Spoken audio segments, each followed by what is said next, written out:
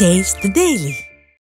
கிருஷ்ணகிரி மாவட்டம் ஊத்தங்கரையில் 3500 ரூபாய் லஞ்சம் பெற்ற இளைநிலை உதவியாளர் பிடிபட்டார். கோற்றப்பட்டி கிராமத்தைச் சேர்ந்த வெங்கடாச்சலம் என்பவர் தனது குழந்தையின் பிறப்பு சான்றிதழில் திருத்தம் செய்ய ஊத்தங்கரை வட்டாட்சியர் அலுவலக இளைநிலை உதவியாளர் ஜெய்கணேசை அணுகியுள்ளார். இதற்காக அவரிடம் லஞ்சம் பெற்ற இளைநிலை உதவியாளர் ஜெய்கணேஷ் சிக்கினார். ஸ்டாலின் ஆட்சியில் அரசு அதிகாரிகள் லஞ்ச லாவண்யத்திற்கு பழகியுள்ளதாக மக்கள் சாடியுள்ளனர். தேனி மாவட்டம் கீழக்கூடலூரில் பதுக்கி வைத்திருந்த சந்தன மரக்கட்டைகள் சிக்கின. அண்ணாநகர் கம்போஸ்ட் தெருவைச் சேர்ந்த பாஸ்கரன் என்பவரது வீட்டில் சிறிய அளவில் வெட்டி சாக்குப்பையில் பதுக்கி வைக்கப்பட்டிருந்த சந்தன மரக்கட்டைகள் கைப்பற்றப்பட்டன. இதில் தொடர்புடைய பாஸ்கரன் தலைமறைவான நிலையில் ஸ்டாலின் ஆட்சியில் அனைத்து வகை இயற்கை வளங்களும் கொள்ளை போவதாக விமர்சனம் எழுந்துள்ளது.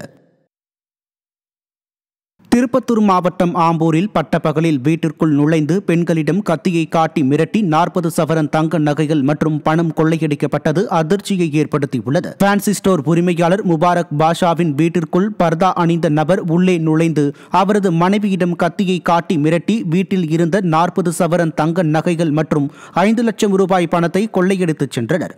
ஸ்டாலினின் ஃபெயிலியர் மாடல் ஆட்சியில் ஏவல் துறை கும்பகர்ண தூக்கத்தில் இருப்பதால் கொள்ளை சம்பவங்கள் பெருகியுள்ளதாக மக்கள் குற்றம் சாட்டியுள்ளனர்.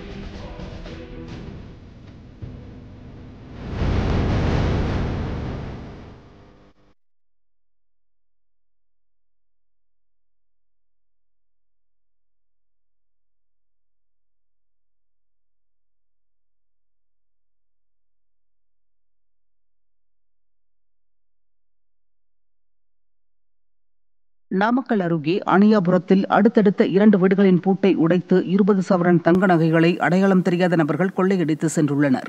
கால்நடை மருந்து விற்பனை பிரதிநிதி சக்திவேல் என்பவரது வீட்டில் 15 சவரன் தங்க நகைகளும், தேன்மலர் என்பவரின் வீட்டின் பூட்டை உடைத்து 5 சவரன் தங்க நகைகளும் 1 லட்சம் ரூபாய் ரொக்கப் பணத்தையும் அடையாளம் தெரியாத நபர்கள் கொள்ளையடித்து சென்றுள்ளனர்.